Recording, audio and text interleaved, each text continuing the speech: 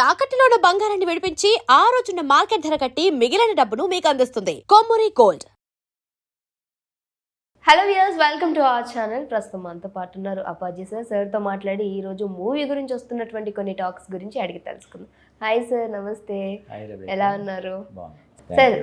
ఇంకొకటి ఏంటంటే, ఇప్పుడు ఇడుపు కాగితం గురించి మాట్లాడుకుంటే, సో ఇప్పుడు వచ్చినటువంటి మూవీలో దీనికి ఇచ్చినటువంటి టైటిల్ పరంగా ఇటు చాలా వరకు కూడా ఆంధ్ర తెలంగాణలో పెద్ద రచ్చ జరుగుతుంది అనుకోవచ్చు ఇడుపు కాగితం వల్ల. అంటే భాష మూలంగానా, లేదు అంటే పెట్టినటువంటి టైటిల్ మూలంగానా? అంటే నేను ఒక సీనియర్ జర్నలిస్ట్గా ఉన్నాను. నేను నాకే అసలు ఈ ఇడుపు కాగితం వివాదం ఏంటంటే నాకే అర్థం కావట్లేదు అది కదా. ఏంటి ఇప్పుడు మనకి వేరే వేరే లాంగ్వేజెస్లో అవే టైటిల్స్ తోటి మన తెలుగులో సినిమాలు వచ్చేస్తున్నాయి. సేమ్ అక్కడ ఏం టైటిల్ పెట్టారు, ఇక్కడ అదే టైటిల్ పెట్టి రిలీజ్ చేసేస్తున్నారు. దానికి లేని అబ్జెక్షన్ ఇక్కడ మన అచ్చ తెలుగు పదం అది ఇడుపు కాగితం అన్నది కదా. కాగితం అంటారు, కాగితం అంటారు కదా. ఇప్పుడు ఇడుపులపాయ అని ఒక ఊరు ఉంది, బాగా ఫేమస్. ఆ పేరుతోటి ఎవరైనా సినిమా తీసే ప్రయత్నం చేస్తే దాన్ని కాంట్రవర్సీ చేస్తారు ఎవరైనా కదా. మరి ఇడుపు కాగితం అనే దానికి ఎందుకు కాంట్రవర్సీ అయిందో ఎందుకు నాకు నిజంగా అర్థం కాలేదు. అటువంటి కాంట్రవర్సీ చేయకూడదు కదా.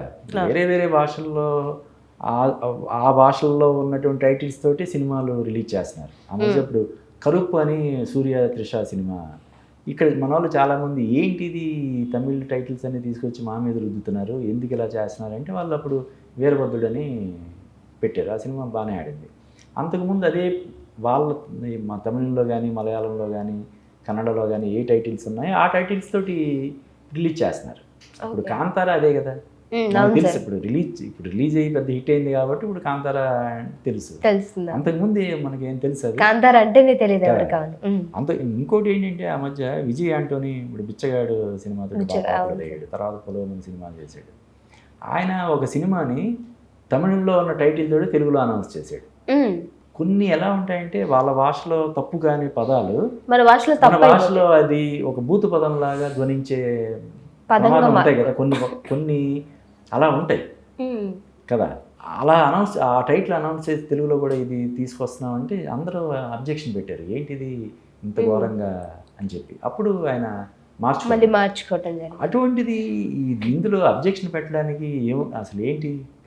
సో ఇడుపు కాగితం ఏకంగా రాష్ట్రాల మధ్య గొడవ తెచ్చి చుచ్చు పెట్టేంత ఇదైపోయింది సార్. అంటే ఈ సోషల్ మీడియాలో ఏదో హడావడి చేయడం తప్ప అది దానికి ఇటువంటి ఏ డిస్ప్యూట్ కానీ ఏ కాంట్రవర్సీని కానీ ఆపాదించాల్సినటువంటి అవసరం లేదని అనుకుంటున్నాను.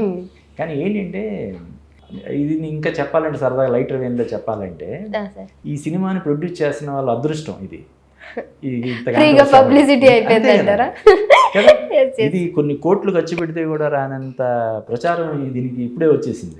అసలు ఏంటి ఇడుపు కాగితం అని చెప్పి ట్రైలర్ చూడడం, దాని నుంచి మూవీ చూడడం ఓపెనింగ్ చేశారు అంతే. దాన్ని ఎప్పుడో 100% అనే సినిమా వీళ్ళిద్దరు కాంబినేషన్లో, అంటే దానికి సుకుమార్ దాన్ని డైరెక్ట్ చేశాడు, నాగ చైతన్యను తమన్నా యాక్ట్ చేసిన సినిమాని. బన్నీ వాసు దానికి ప్రొడ్యూసర్గా వ్యవహరించాడు. అంటే అల్లు అరవింద్ గారు మెయిన్ ప్రొడ్యూసరు, బట్ ఈయన ప్రొడ్యూసర్గా ఎగ్జిక్యూటివ్ ప్రొడ్యూసర్గా కానీ ఆయన చేశాడు. వాళ్ళిద్దరూ అప్పుడు వాళ్ళ కాంబినేషన్లో ఫస్ట్ ఆ సినిమా వచ్చింది, చాలా పెద్ద హిట్ అయింది. ఆ తర్వాత మళ్ళీ ఈ సుకుమార్ ఇద్దరు కలిసి ప్రొడ్యూసర్స్గా, సుకుమార్ కూడా ఇప్పుడు ప్రొడ్యూసర్. సుకుమార్ ప్రొడ్యూసర్ అంటే ఆటోమేటిక్గా ఆయన బ్యానర్ పేరే సుకుమార్ రైటింగ్స్, సుకుమార్ ప్రొడక్షన్స్ లేదంటే సుకుమార్ అలా కాదు, సుకుమార్ రైటింగ్స్. అంటే ఆయన ప్రొడ్యూసర్గా ఇన్వాల్వ్ అయ్యే ప్రతి సినిమాలో క్రియేటివ్గా కూడా ఆయన ఇన్వాల్వ్ అవుతాడు. ఆయన టీము ఇన్వాల్వ్ అవుతుంది. ఆ విధంగా బన్నీ వాసు ఇప్పుడు ఆయన సక్సెస్ రేట్ కూడా చాలా బాగుంటుంది. బన్నీ వాసు ఒక సినిమాని డిస్ట్రిబ్యూట్ చేస్తున్నాడన్నా, లేదంటే ప్రొడ్యూస్ చేస్తున్నాడన్నా, రిలీజ్ చేస్తున్నాడన్నా, ఏదైనా సరే ఆ సినిమాకి ఒక అటెన్షన్ వచ్చేస్తుంది. అటువంటిది బన్నీ వాసు ప్రొడ్యూస్ చేస్తున్నాడు. దానికి in association with Sukumar writings అనగానే మామూలుగానే దానికి మంచి క్రేజ్. అలాగే స్టోరీస్ పరంగా చాలా సెలెక్టివ్గా ఉండే ప్రియదర్శి అందులో హీరో.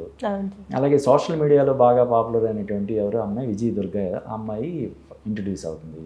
ఇలా ఇన్ని ప్రత్యేకతలు ఉండడం వల్ల ఆల్రెడీ ఆ సినిమాకు ఉన్నటువంటి హైప్ ఇడుపు కాగితం అనే టైటిల్ వల్ల, అంటే టైటిల్ వల్ల కాదు, ఆ టైటిల్ని కాంట్రవర్సీ చేసే ప్రయత్నం భాష చేస్తుండడం వల్ల అనుకోవచ్చా సార్, భాష విధానం అనుకోవచ్చా? అలాగేం కాదు. ఇప్పుడు విశాఖపట్నం అని చెప్పి ఒక సినిమా కానీ వెబ్ సిరీస్ కానీ ఏదో వచ్చింది. విశాఖపట్నం దాన్ని ఇసుకపట్నం అనో లేదంటే ఎవరో ఒక ఇది చేశారు, దాన్ని ఇది తప్పు పడతారు ఎవరైనా? లేదు లేదు లేదు కదా. అలాగే మరి ఇది ఎందుకు అంటే చెప్పాను కదా, నేనైతే అంటే వేరే రకంగా అనడం కాదు, బన్నీవాస్కి అతను పట్టుకున్నదల్లా బంగారం అవుతున్న పరిస్థితి నేపథ్యంలో ఇది కూడా అతనికి కలిసి వచ్చే అంశం లాగా. ఈవెన్ సుకుమార్ అసోసియేట్ అయిన ఇవన్నీ కూడా ఇప్పుడు చాలా పెద్ద ఇది అవుతున్నాయి. మొన్న వచ్చిన పెద్ద సినిమా చాలా పెద్ద హిట్ అయింది. అంతకుముందు ఆయన విరూపాక్ష, ఇలా కొన్ని సినిమాల్లో ఆయన అసోసియేట్ అయ్యి ఉన్న సినిమాల్లో ఎలాగైతే విజయాలు సాధిస్తున్నాడో ఇప్పుడు ఇలాగా విడుదలకు అంటే కొబ్బరికాయ కొట్టడంతో కొన్ని సినిమాలు బిజినెస్ అయిపోయి అంటారు చూడు. కొబ్బరికాయ టైటిల్ ఒకటి రివీల్ చేశారు.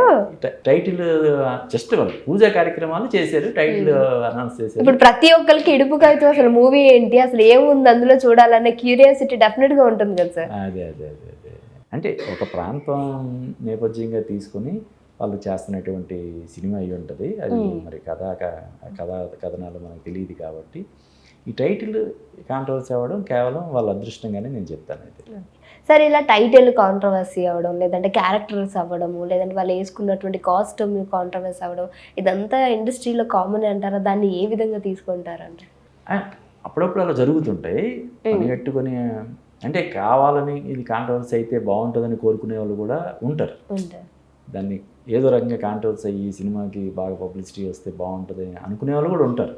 కానీ ఇది మాత్రం వాళ్ళు ఏదో కాంట్రవర్సీని అంటే అవసరం లేదు. ఆ ప్రాజెక్ట్కి వాళ్ళు పనిగట్టుకొని కాంట్రవర్సీ చేసి తద్వారా లబ్ధి పొందాల్సినటువంటి అవసరం వాళ్ళకి లేదు. సుకుమార్కి కానీ బన్నీవాసు వాళ్ళకి అంత తీరిక కూడా లేదు. వాళ్ళు చేతి నిండా ప్రాజెక్టులు హడావిడి. ఇప్పుడు నెక్స్ట్ సుకుమార్ చేసే సినిమా అది దాదాపు అది కూడా ఒక 700-800 కోట్ల బడ్జెట్ ఉంటుంది రామ్ చరణ్తో చేసే సినిమా. సో దాని షెడ్యూల్స్ ప్లాన్ చేసుకోవాలి, ఆర్టిస్ట్ని ప్లాన్ చేసుకోవాలి, ఇదే పెద్ద ఇది కదా. వాళ్ళకి దీన్ని ఈ సినిమాకి కాంట్రవర్సీ చేసి దానివల్ల లాభపడాలి అన్న ఆలోచన వాళ్ళకైతే రాదు. అనుకోకుండా వచ్చింది, అది వాళ్ళకి అడ్వాంటేజ్ అవుతుంది.